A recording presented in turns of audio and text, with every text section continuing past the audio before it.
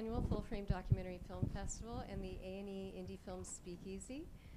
This is, I believe, our third Speakeasy, and I want to say thank you to Molly Thompson and A&E IndieFilms for sponsoring this venue for us. We're going to start off today with this subject called Based on a True Story. And what's so interesting to me about this is that I had asked a couple of people up here to moderate, but they all have so much to say on this, they said, no, I don't want to moderate, I want to talk. So I will do my best to get out of the way and just get us started, because everybody up here has a great deal to share on this topic. And it came to mind because Stephen Nemeth, who is all the way over there opposite me, and I have been friends for many, many years. Stephen has been a very prolific producer in his career, both documentaries and narrative films. But about a year ago, brought a film out which has won numerous awards called The Sessions, which is based on Jessica Yu's film, somewhat, Breathing Lessons, which won the Oscar for Best Short several years ago. And of course, Helen Hunt was nominated for Best Actress for that film, and John Hawkes won many awards for it. Next to him is Mark Landsman, another returning champion to our festival, and made a film called Thunder Soul, which I know we're going to talk a great deal about. And in the middle, I guess the ultimate returning champion, Nancy Buirski, who just won a Peabody Award, ladies and gentlemen, for The Loving Story, and who I worked briefly with on The Loving Story, and we're going to talk a little about that. And next to her, yet again, another champion of the full frame family, Marshall Curry. Marshall Curry with Street Fight, Racing Dreams, If a Tree Falls, some great, great films, all of which have a tie to this subject. So I want to start with Stephen, simply because you've had such a career with both types of films. And just to talk about a little, let's start with the process with The Sessions, of how that came to be. Okay. I mean, it really was, The Sessions was really the brainchild of Ben Lewin, the writer and director, who, you know, against all odds, at 66 years old, at 4 feet 5 inches tall on crutches, was the darling at Sundance 2 years ago, which I thought was just an incredibly inspiring thing, because, you know, we hear so much and so often that it's a young person's game. It's not. It's a talented person's game at the end of the day. And Ben had actually stumbled across a piece of material, actually an article called On Being a Sex Surrogate in the San Francisco Chronicle. And it was really the story of this woman, Cheryl Cohn Green, who's a 65 or 6-year-old still practicing sex therapist in San Francisco, i.e. not a young person's game, a talented person's game. Apparently she's very talented. In any event, and she has one breast, and it's so she's technically handicapped in that regard, but it makes no difference apparently to her clients, which is a wonderful thing again. And so Ben said, I found an article, and I'm gonna, you know, I want to make it into a movie. What do you think? And blah blah blah. And I said, I think it was amazing, and he had to spec it because no one was going to actually pay to get this screenplay written. And then once it was spec'd, we'd have to put this thing together for as little money as we could possibly put it together for. He and his wife, Judy Levine, had been into this for quite some time. And that's ultimately what the movie was based on. But then we used, we sort of used Jessica's movie as inspiration. She'd written and directed a film called Breathing Lessons, which won an Academy Award, about this subject, Mark O'Brien, which turned out to be an invaluable resource for John Hawkes, because that was his, that was what he ultimately used to get inside the head of Mark O'Brien, who no longer is alive. So while we didn't buy Jessica's movie, we were inspired by it and used it to make our movie as good as it could possibly be. And we embraced her, and she came to the set, and I think came to the premiere in Sundance, and loved it all up. And it won the Audience Award at Sundance. Yeah. Yeah, under the name The Surrogate. Right. But it's, you know, at the end of the day, oh, and forgive me for bogarting, but I'll pass the torch in a moment. What's interesting also is that it was a short film that she had won, and her famous Oscar speech was, "My dress cost more than this movie, isn't that a great thing?" Which I thought was wonderful.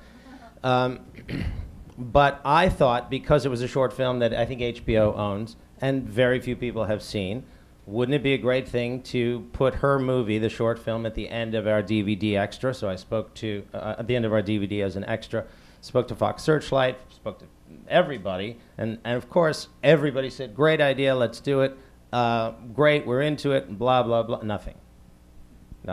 Didn't happen, but it would have been just a wonderful thing to throw on the end of our movie to make both richer and to get more eyes on Jessica's wonderful film. But the fact is a good story is a good story. And all three of you here have had films that you've made documentaries about, but have some narratives ties to it. Mark, talk a little about Thunder Soul and your original take on that material. It was originally a narrative take you had, correct? Yeah, I was listening to NPR in 2007, and I heard the story. I actually just heard the music first. It was just funk music, incredible funk music coming through my radio, and I thought, my God, this isn't. There must be doing a piece on the JBs or the Barkays or one of these classic bands. And Melissa Block came on and said, can you believe these are 14 and 15-year-old high school kids from Houston, Texas, playing this music circa 1971? And literally, that's all I heard, and just got those story chills. And while the radio piece was playing, I Googled the professor, their teacher, Conrad Johnson, and called him, made the call while the program was going on, and guy picked up the phone, and I said, I think I'm listening to you on the radio right now. He said, no, you're listening to my father, but who are you? And I said, I'm a filmmaker, and this has anybody dealt with this material before? And he gave me his father's phone number. And but my first instinct was not documentary. It was narrative. I thought this would be an incredible feature. So what made the turn? Because I know, Nancy, you went out with the Loving Story both ways. You went out pitching both a narrative and a documentary. So Mark, what made the turn? Well, the turn was that I got on a plane and I went to Houston to sit with Prof. He was 90 years old at the time, and he had invited all of his former students to come to his house that night when I got there. So there were like 30 of his ex-students in the room, and two of the guys took me aside and they said, can we talk to you for a minute? And we went to lunch the next day, and they said, Prof's not aware of this, but we're going to be doing a reunion. And we're going to get guys together. They're going to come from all over the world back to the old high school band room, and we want to do this for him. What do you think? And I said, I think you've just changed the course of my plan. And that was it. So, and then that became the documentary. And so, Nancy, you had a slightly different route than that, correct? I mean, because I was actually with you in some of those pitch meetings early on. So can you talk a little about when the road split? Yeah, the story. You're right. The story is a story. And when I also got that story chill. I love that term. I'm going to use it a little bit if it's okay with you. I read the obituary of Mildred Loving in May of 2008, and I was struck by the fact that no one had done anything on this story, nor had they done anything on miscegenation, the crime that they were accused of committing. And I saw both a documentary and a narrative. It's got great bones for a narrative story. So I put together treatments for both. And it's true, Deirdre and I were going to California, and we did a couple of meetings together. We thought there would be every possibility of trying to develop a narrative film. But I kind of left it to destiny. I thought whichever gets traction first is what I'll work on. And I very quickly discovered some of the footage that ended up being in the documentary, and it just took off. I mean, the documentary just kind of was fated to happen, and the narrative just took a longer time. But the documentary helped quite a bit, because by the time I had a trailer that could illustrate their story, I was beginning to talk again about the narrative. And I don't know if you want me to go into the whole story of the development of the narrative. Well, I can do that later. I want to get back to it, because I also want to make, I know Steve and I talked about, and we've all talked before this, about like rights, and especially for filmmakers out there who I think are going to be curious about this, and what do you need to lock down, and what's necessary for a good script as opposed to a doc. But in both circumstances, it sounds like life intervened to a certain extent, right? I mean, if that reunion weren't happening, Thunder Soul would be a different project. But you brought up the issue of rights. I mean, the first thing that I did with Prof was have a discussion about life rights for a narrative feature, and we actually got that out of the way first. And we went forward full blast with the documentary, but we began with a discussion about, well, this could possibly be, knowing that it's a long road and it's going to take a long time, and that we were doing the documentary first, you know, would you be amenable to this rights situation? And he was. So Marshall, I mean, different path for you, right? Yeah, my film, Racing Dreams, is being developed into a fiction film by DreamWorks, and it's about 3 kids who want to become NASCAR drivers when they grow up. So it's 2 boys and a girl who are 11, 12, and 13. And it's sort of about, they race these go-karts that go 70 miles an hour in sort of the Little League for NASCAR. I think we always knew when we were working on it that it should feel like a narrative. It was never, it's a little bit different from some of these stories, because at the time that I was working on it, I was completely focused on it as a documentary. Right. But Matt Hamachek and Mary Manhart and I edited it together, and we spent a lot of time thinking about editing it in a way that would feel like a narrative. And so, you know, we'd be sitting in the edit room and say, okay, if this were a fiction film, what would happen here? You know, how would you be introducing characters, or where would the plot twists be, or how would you kind of have these stories overlap? And so, in a way, we began kind of building the first draft of a fiction film. And so when it premiered at Tribeca, it, you know, got some attention, and that's when DreamWorks said, oh, well, we see this, and we can see how, you know, you've kind of done a lot of the work for figuring out how to tell this story. So so they optioned it. And I think that's what's exciting here is that, you know, I was rereading an interview with Mr. Pennebaker from '07 the other day, and you said, really, I'm trying to be like Ibsen. I'm trying to create a play, not an educational piece. And we've talked about this a lot, how great documentaries are not necessarily informative pieces. They are also, they're storytelling devices. Steve, can you talk, because you've really, more than anybody, have worked on both sides of this. You want to talk a little bit about that, I mean, we all know, and we're fans of documentary, truth is stranger than fiction and often more entertaining. But what about that turn? What about that shift into fiction? Well, I think the important point of this panel and the takeaway for everybody is that Hollywood, or the business, I hate to say either of those words, they give me the creeps, but the movie business loves an underlying right, whether it's a novel or a documentary, and so not everyone can necessarily buy the rights to a famous novel, but you can all conceptualize and come up with a great story, a nonfiction story, and even in many respects, you know, just capture that in a 15-minute short for, you know, $375.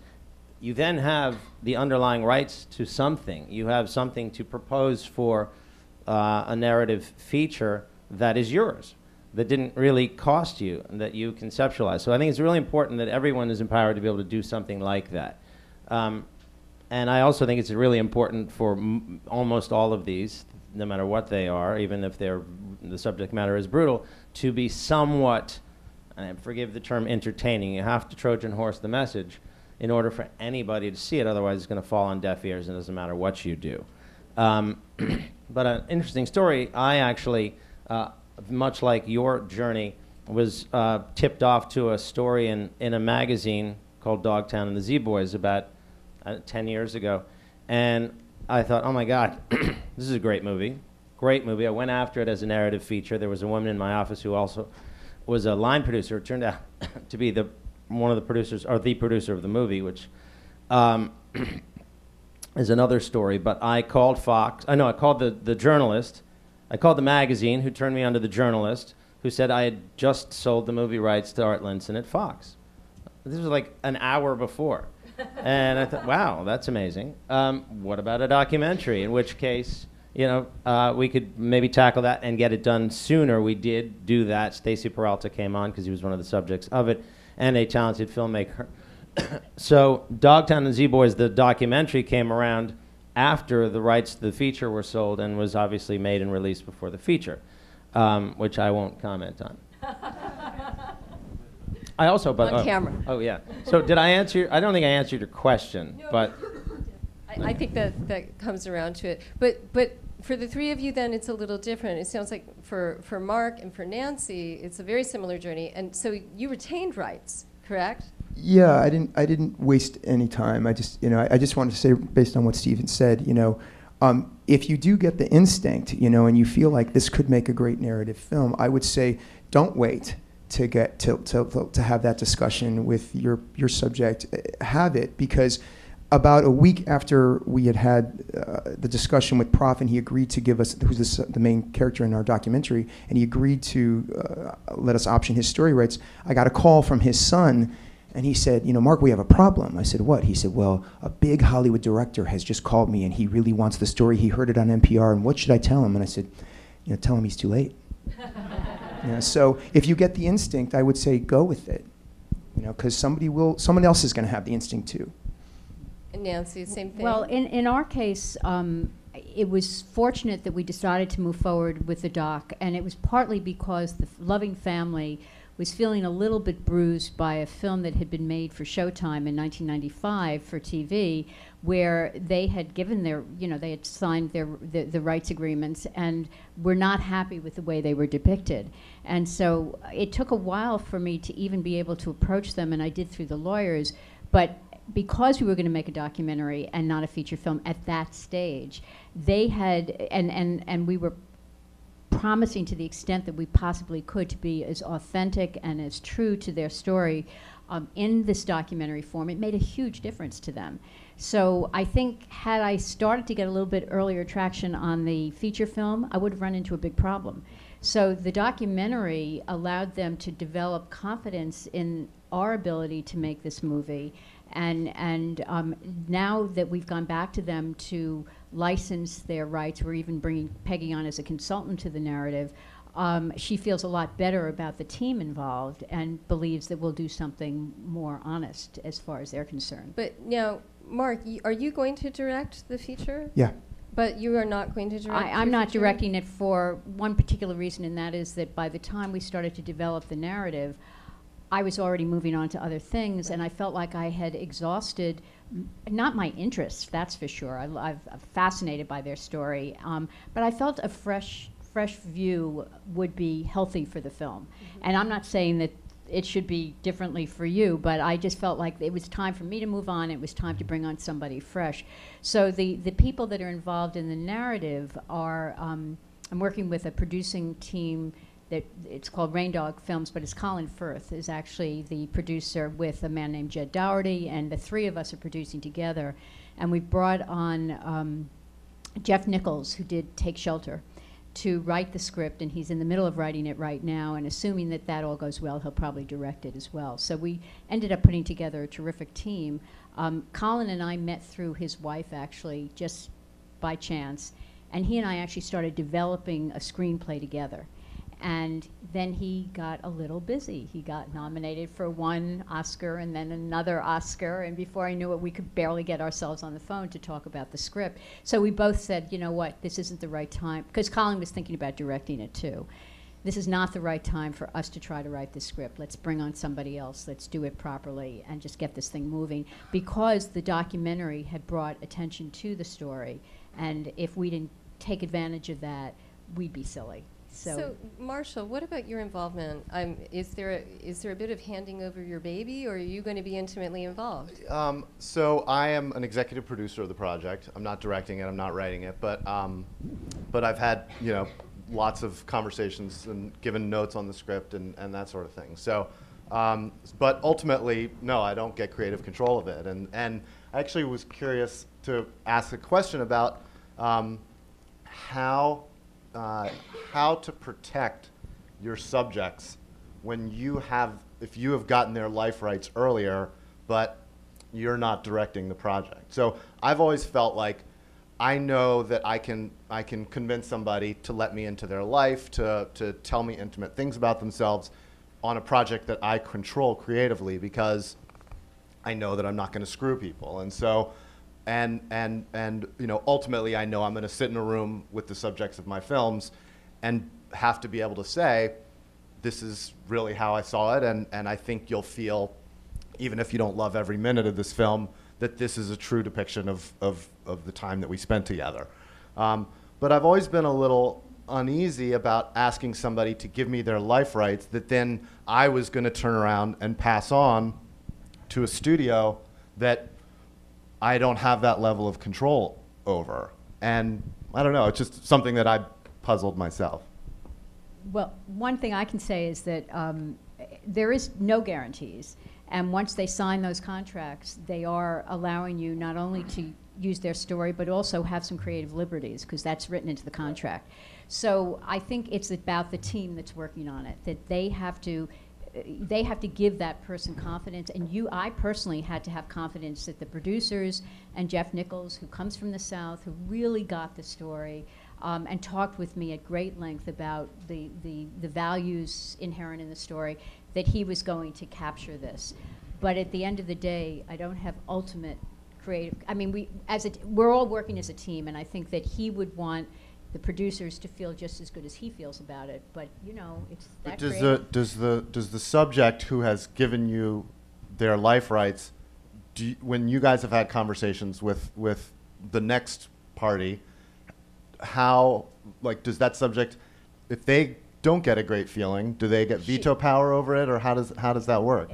In my case, just very briefly, we did introduce Jeff to Peggy Loving, and she fell in love with him. So I think, then it's easy. yeah, right. I think it works both ways. And I also think there are no guarantees, as you say.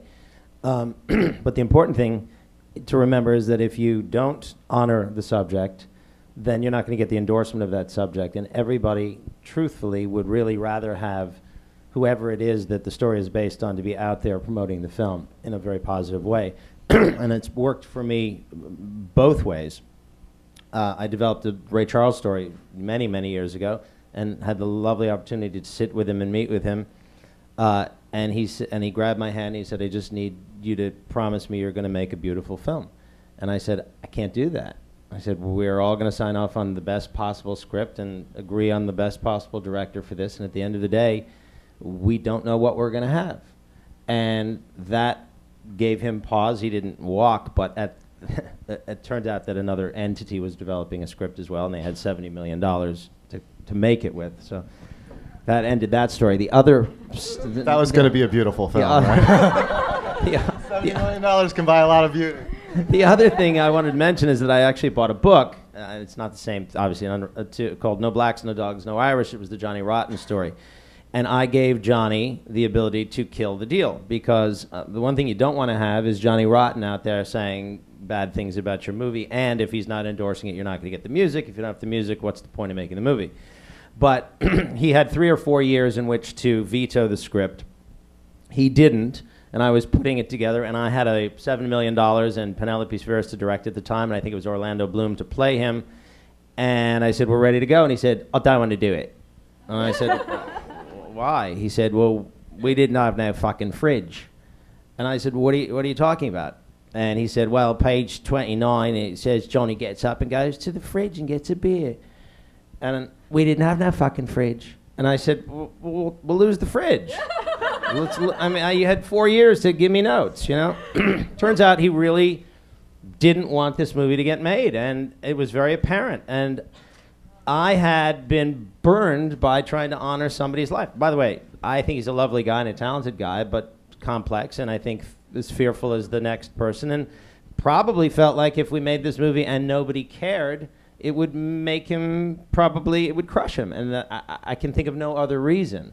But so it goes both ways. You have to have mutual trust, and when you're trying to honor somebody and pay money to do that and invest your time in your relationships, they have to have, you know, a bit of trust in you as well. Well, and you bring up a very interesting point. So, look, very often the subjects that are covered in these films can be somewhat mercurial. It's what makes them interesting people, whether they're historical or not. So, but yet, I think of all of your films, and I love these subjects. I mean, we walk away with a dear sense of them, and so you know they're treated lovingly. And we've certainly talked after many a film here about mutual trust with a subject, and I can think of no better example even than R.J. Cutler's recent film with Dick Cheney. Very difficult, you know, very difficult for him to walk that line with that film, and to get his trust and at the same time tell the truth with that film that he wanted to tell. So, and Steve, you've probably not made more films than you've made, and you've made a lot of movies for those very reasons, that these mercurial subjects can slip in and out of approval.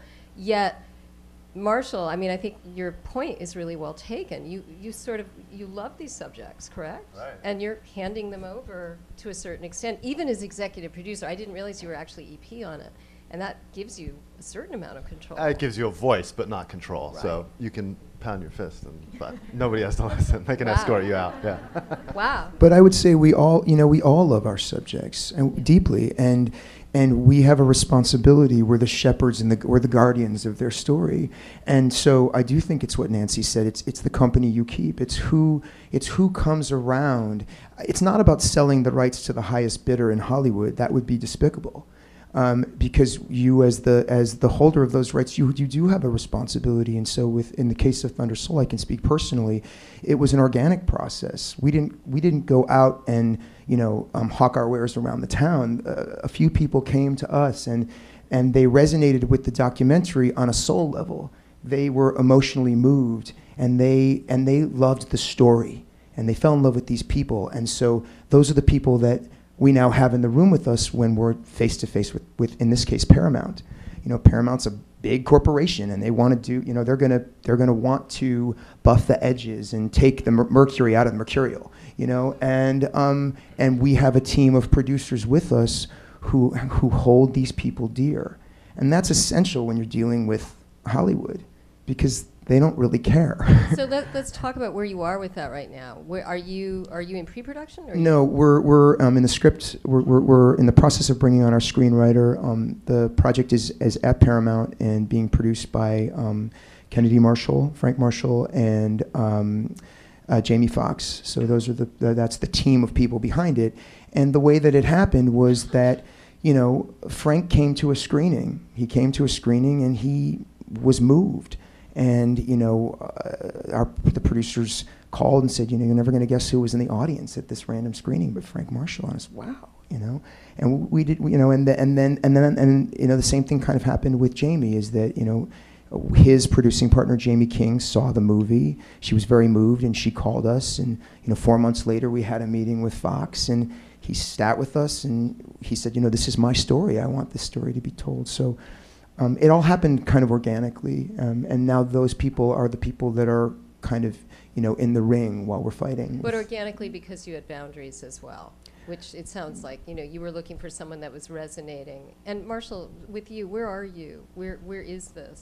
So they're doing rewrites of the script. The director, Lance Accord, is on board. He is Sofia Coppola and Spike Jonze' cinematographer, and does a ton of really amazing commercial work. He did that the commercial of the kid Darth Vader, that gets the card. And so he's got a commercial company that does amazing work, and obviously knows his way around a really creative film set too. So and in fact, we're going to be getting together with a writer, and he and I are going to probably be coming down to spend a little time with Annabeth's family. She's the little girl in the documentary. In the documentary, the kids are 11, 12, and 13. In the fiction version, they're 16 and 17, which is great because that's how old she is right now. And she continues to race full-size race cars, and so we're going to come and watch some races and spend some time with them. And so it's moving very well and quickly, but it's Hollywood, so you never know what's actually going to get made. Let me ask Steve a very quick question, because you wanted to talk, when we talked about this, about script in particular and about treatments. Can you talk a little about that? Because it seems like the very architect of a film, as we've often heard when you move into narrative, is the script. And we're hearing now about being in that very important process of building the platform that a film will be built upon. I'm going to digress and back into that, because I had developed a movie called What We Do Is Secret, and it's the story of Darby Crash and this punk rock band, the seminal West Coast punk band called The Germs. He had been the subject of Penelope Severis's movies, The Decline of Western Civilization 1 and 2, and in our script, we didn't base the movie, we based it on a book. In our script, and I went to high school with him, so I actually knew him and had a fairly good and interesting relationship with him. But in the script, we had recreated scenes from Penelope's documentary. And she was, very aware of the project, and we ultimately shot scenes, iconic scenes from the documentary, which was basically Darby, the very famous scene where he was cooking eggs in the kitchen one morning with his then girlfriend. And she, I think probably to her credit, although I would rather she had said yes, after the fact said, I don't want you using that, because she took the position that that was her intellectual property and that she had shot those scenes and they were hers and we didn't have the right to recreate them. So we ultimately took them out of the movie. They were originally scripted and I think would have made the story much richer and would have tied together the doc and the narrative much more cohesively, but we couldn't do it. She didn't want to do it. And I respect that. I mean, it wasn't really a battle. It was just something that we all need to keep in mind if that ever comes up again. I would love to have used that, and probably we should have done a better job figuring that out beforehand. Because we also, had a limited budget to shoot with, and we shouldn't have wasted those days shooting material that we weren't able to use anyhow.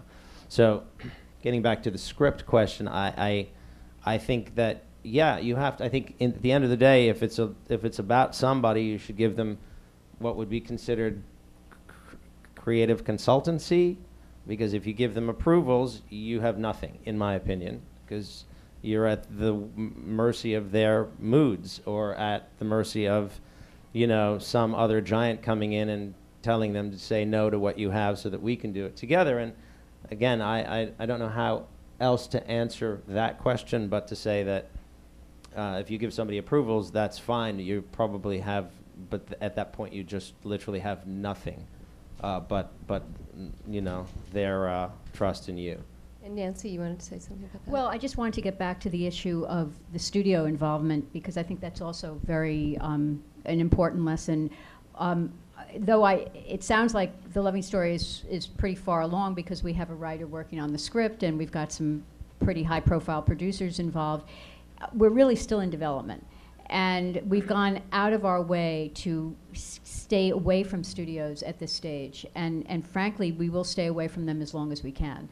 We would like to get this film almost in production before. We've got some studios interested, but we really don't want them interfering with it if we can help it. So we've raised some development funds, and we have enough money to get the script written. And it's anybody's guess what's going to happen after that. But I do feel like we have enough chefs in this already.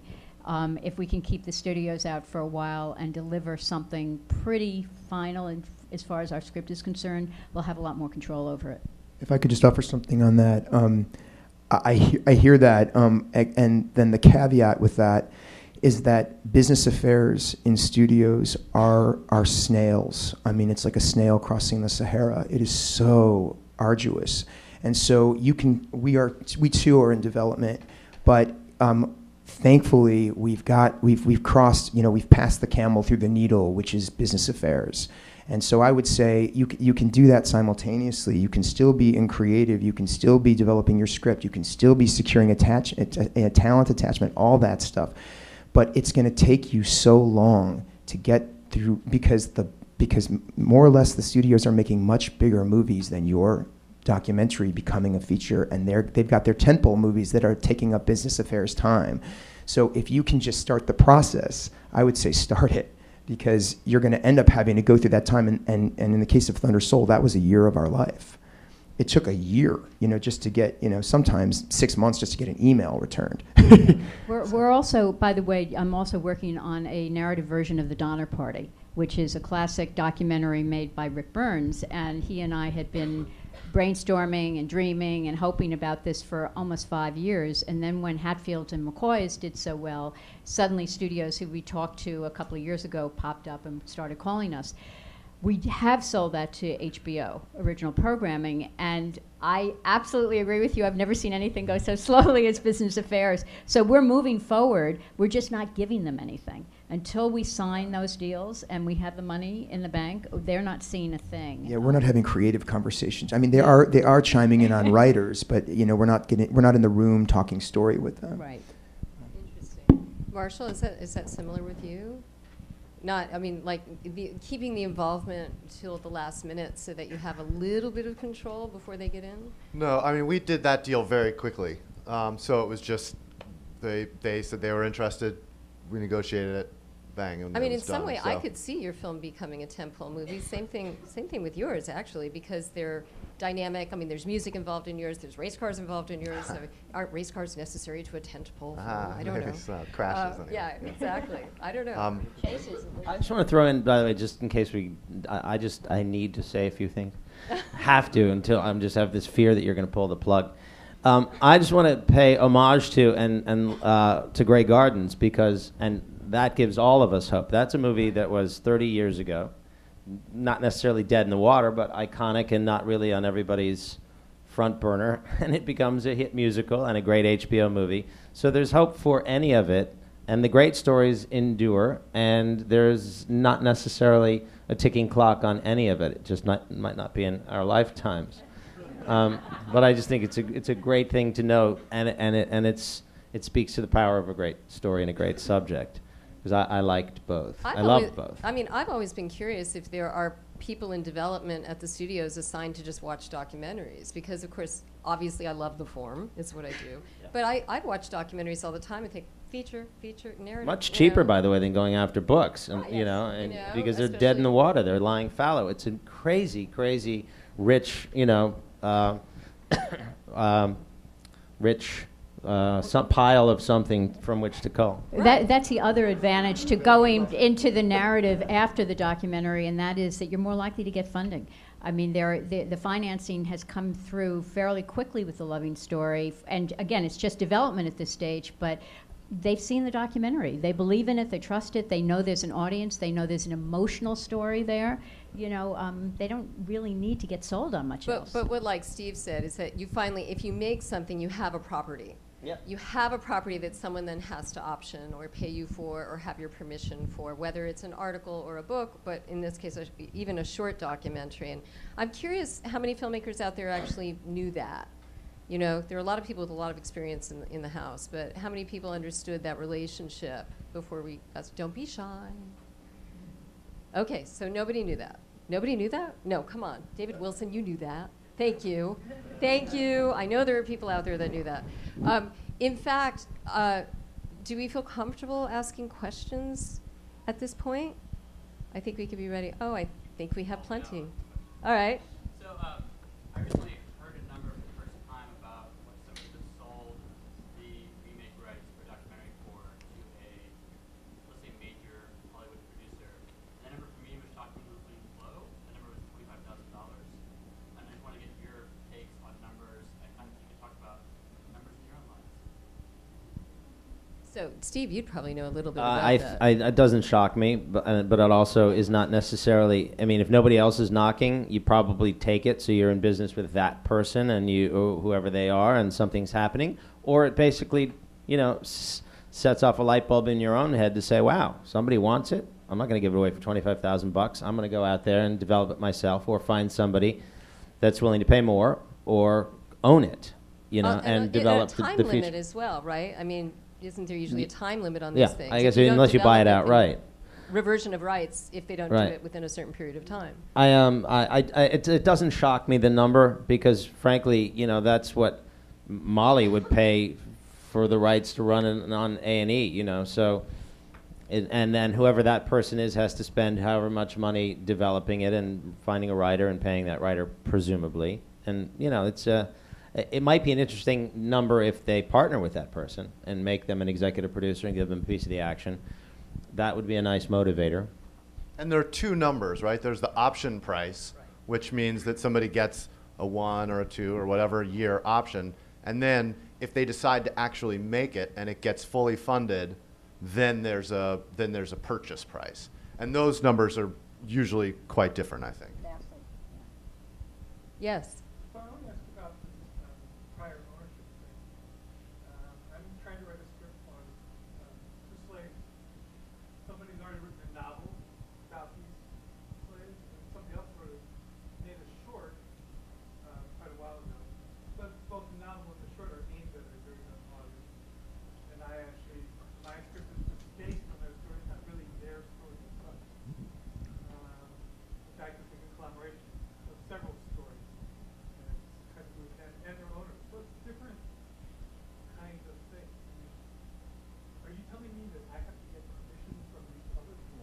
You don't have to. I mean, you have to think about all the things that will add towards your your ability to make this. And sometimes finances are a lot more comfortable if you've gotten the rights. It's a way of claiming it, that nobody else is going to go and do the same thing you've done.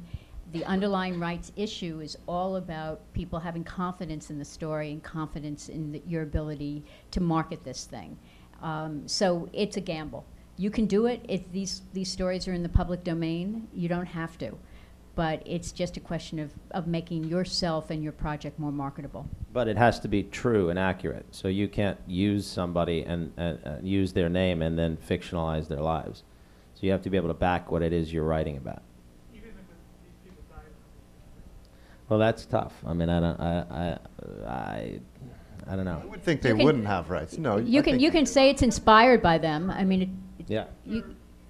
It could be inspired by them. I mean, you could take some creative, a lot of creative license if you want, but then there's the other issue of why even use their names at all if you're not going to base it on their lives. Which is why we call this based on a true story. It's exactly that point.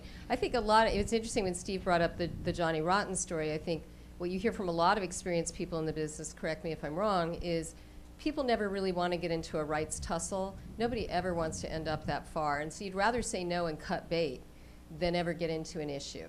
So it's best to protect yourself up front as much as possible. Full disclosure, lived in LA for 18 years, so I know this story. But that you want to protect yourself, and then at a certain point, you just don't want to get into it. And producers don't either. It's very rare to see any production company or a studio take something to the mat, and they'd rather just not spend the money. They'll just back away. So it's better to have all your ducks in a row, and as Nancy said, why use their names at all then, and just write your script, using them as inspiration. Yeah, right here. Hi, I have a question. I guess we talked a little bit about responsibility to subjects, and I'm kind of wondering how that plays out in terms of, like, for example, if you hear a story and you're thinking this could be great as a documentary or great as a narrative. So specifically, like, I just came from God Loves Uganda and was talking a bit with Ben, the editor, about it's a documentary about the persecution of gays and lesbians in Uganda and how there weren't any or weren't many explicit interviews with members of the community because of safety issues and ethical issues that they couldn't put them on screen, whereas in a narrative, if your subject is in a documentary be themselves versus in a narrative, you can have an actor and they're not so much put at risk. I guess, is that a concern, or has that been a concern in terms of will this really function better as a story and be safer for the subject of my film narrative? So I'm just going to repeat the question because we realize the cameras can't always hear it. So she's saying, when you're worried about the safety of a subject, have these filmmakers considered, instead of doing a documentary, doing it as a feature to retain their safety when they could be in danger for what you show? Anybody thought about that? I don't know if Steve, have you had a film in that category before? I mean, I'm involved in a film now called State of Control, and the filmmakers were going. They basically went undercover in China to pose as carpet salesmen to actually expose the Chinese control of the internet and their oppression of the Tibetan people, and they got into trouble and they got poisoned and lots of things happened. But I think that at the end of the day, you go out and make the best movie you can make, and if you believe, in fact, there's a filmmaker in the movie that was a teen named Dundop, who's actually in prison now in China. His family was harassed and detained, and we received letters from people in the Tibetan community that they think that what we had done may have compromised him, and so we backpedaled a little bit and tried to do whatever it took to soften that, how his portrayal and the relationship to the Chinese government. But that was really more to protect him. In fact, in the Ai Weiwei documentary, which was brilliant last year, which I should have been thanked on, by the way, Larry Warsh, Allison claiming. Where are you? There you are. I was not thanked. And Larry said, when I asked him, I said, "What are you talking? Why didn't you thank me?" He said, "Well, next time." I said, "Oh yeah, the next Ai Weiwei 2, you can thank me on." In any event, I think the most important thing that they did in their documentary, to protect him was to make the documentary, because the sea of people that are now followers and lovers of him are the very reason why the Chinese government will not, and Allison, correct me if I'm wrong, is the reason why the Chinese government probably won't harm him. Yeah, I've always said, while he was in detention, I really didn't know, like for those 80 days, I was really on the fence about whether it was going to help or not. And then on day 81, when he got out, it seemed pretty clear that international pressure didn't work. So everybody, Allison Clayman, the director of Ai Weiwei. I mean, this is what I love about the Speakeasy. We have Mr. Pennebaker, David Wilson, Allison Clayman. I can't see past the lights, but I just love that we have all these great filmmakers in the room. So please do speak up and join the conversation. That's why Molly created this venue with us. It's for that kind of discussion. Yes, right here. All of you have, I'm sure, a million stories that strike you as you go to approach a subject, whether it's thinking maybe this is enough, maybe this is a narrative. Are they thinking ka-ching? I mean, more and more people now think of themselves on the side of a camera, on the performative side of the camera, just because of YouTube. How do you approach somebody who sees you coming and you have a wonderful idea or a wonderful way to tell their story, and the first thing they want to hear about is, what can you do for me money-wise? That's a great question. So she's asking, when you approach a subject nowadays, are they thinking about what's in it for me financially? And I know even when I produced documentaries, we had come up against that a lot. There was a particular great basketball player I was working with on something, and he wanted to work with a lot of his players in college. And many of those guys did not make it to the NBA, and they were not famous, and they all wanted to talk about money. And I was like, wow, we're just trying to make a documentary. There's no money to be had. But I'm going to let everybody else up here speak about that. It is a very savvy group of people now, because is it because of reality television, do you think? Is it a YouTube issue that people want to be paid? I think people, go ahead. I think people always want to get paid. Yeah. But it's a lot about the trust that you form with your subject.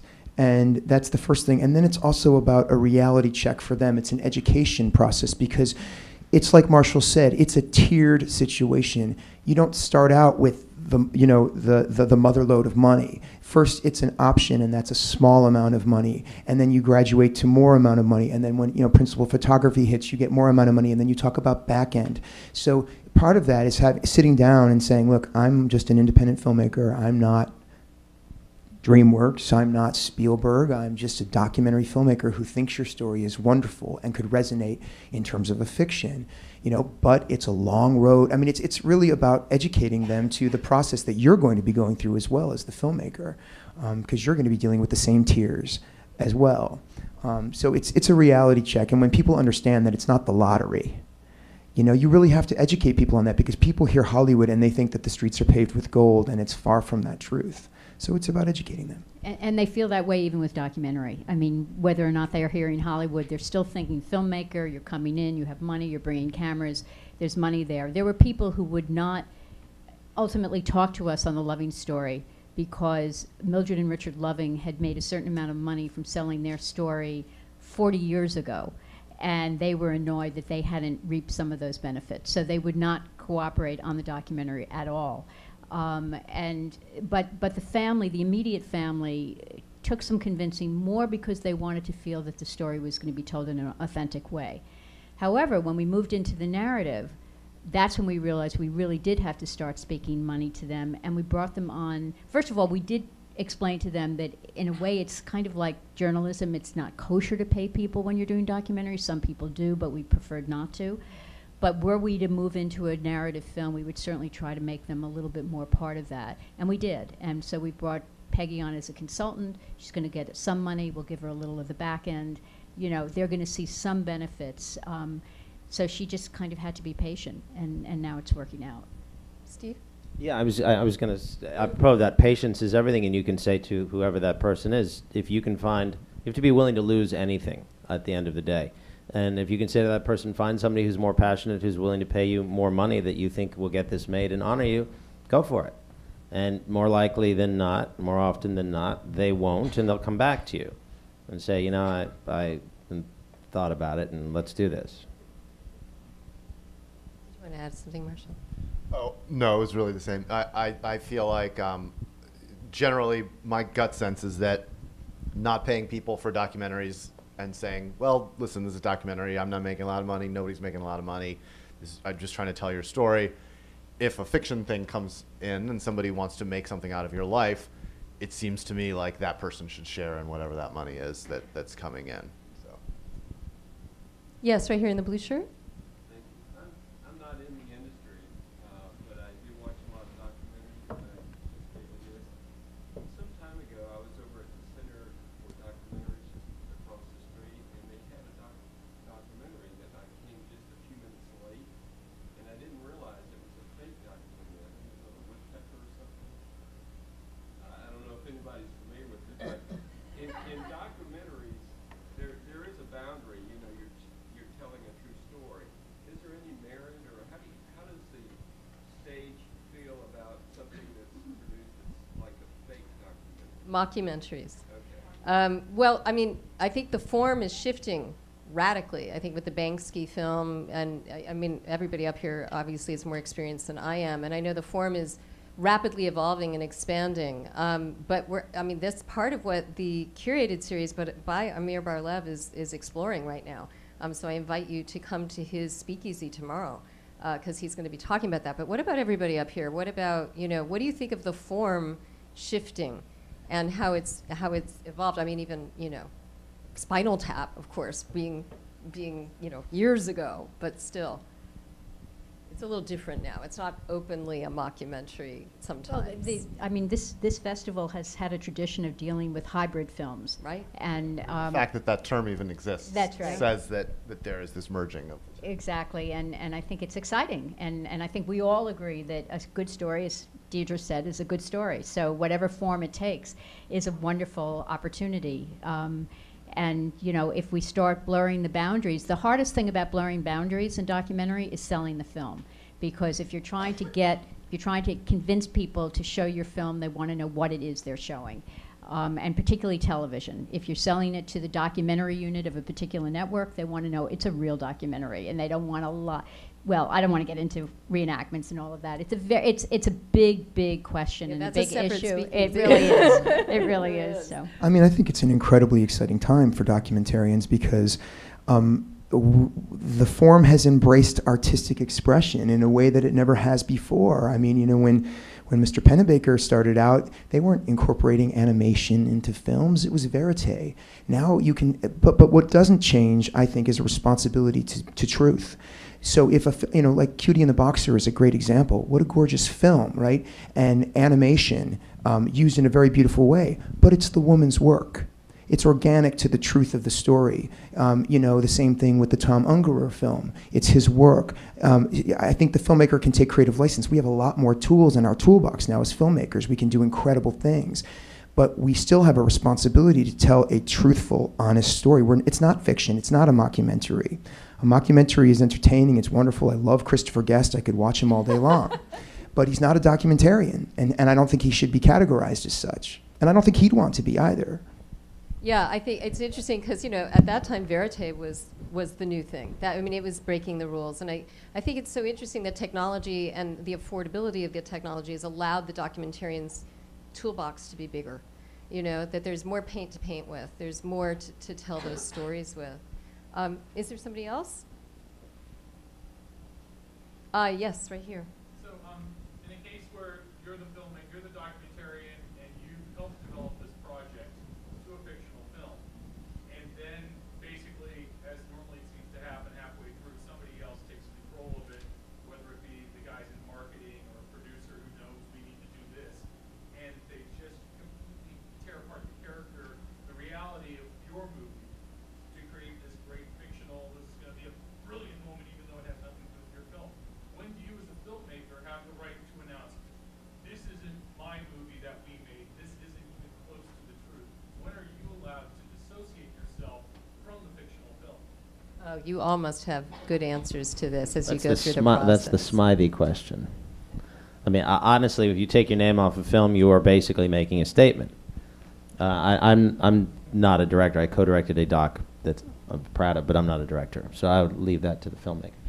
Yeah, but does it have to do with the role that you took, whether you're an executive producer or a consultant, or or do you just hush up?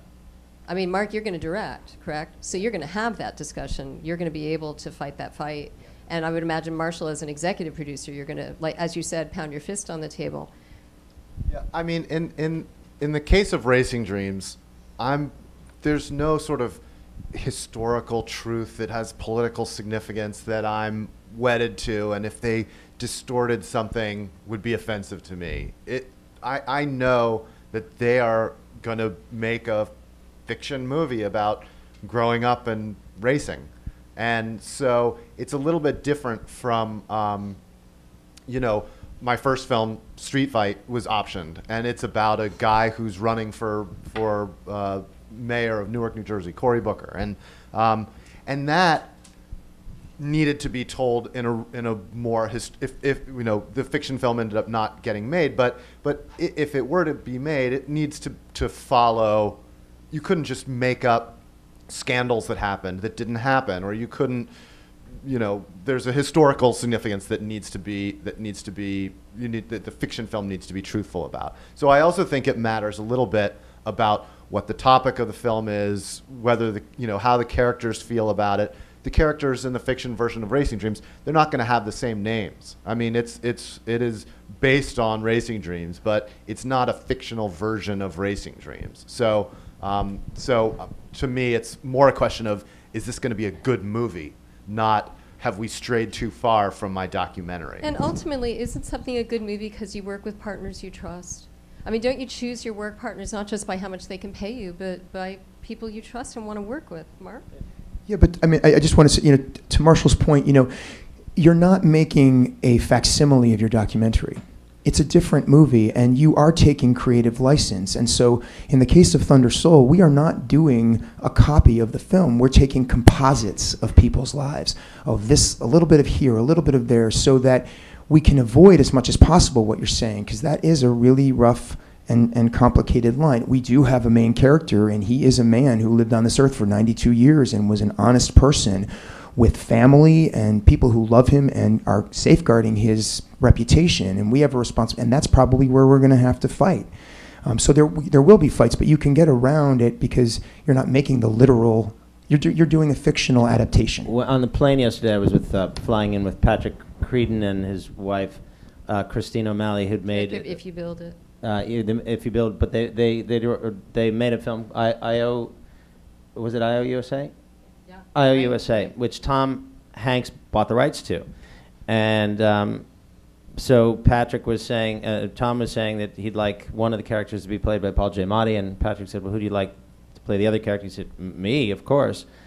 And then he said, "So how do you envision telling the story?" He said, "You told it. We bought the documentary. That's what we want to make."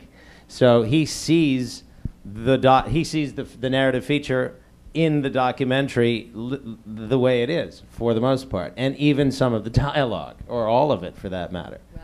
Last word, Nancy. Last word. No, because we're wrapping up. In both cases, in The Loving Story and in The Donner Party, both of those films are being made primarily because we felt we couldn't do enough with the documentaries, that we could take the documentary, we take the story to another place. So in The Loving Story, the overall arc is the court case and getting to know the Lovings and their love story, but it is also their court case. In the fiction film, we're really going to focus much more on the love story and the community that allowed that love story to blossom. So those were things that we really couldn't explore enough in the documentary to satisfy ourselves. We're thrilled that we have an opportunity to take that story further. And the same thing with the Donner Party. That's a top-down look at a very large saga. We're going to deal with the characters and let the characters really drive that narrative. So we have opportunities, and we're excited about the ability to branch out of the documentary and do something different. This has been a great topic, and I have to thank everybody. I hope you'll all help me to thank this enormously talented panel. Thank you so much. I wish we had more time, but we have to wrap it up, and I know people have to get to films. Thank you. We'll have another speakeasy at 3:30. Thank you. I want to thank Pennebaker for being Pennebaker. What a icon. And sitting through us. That's great.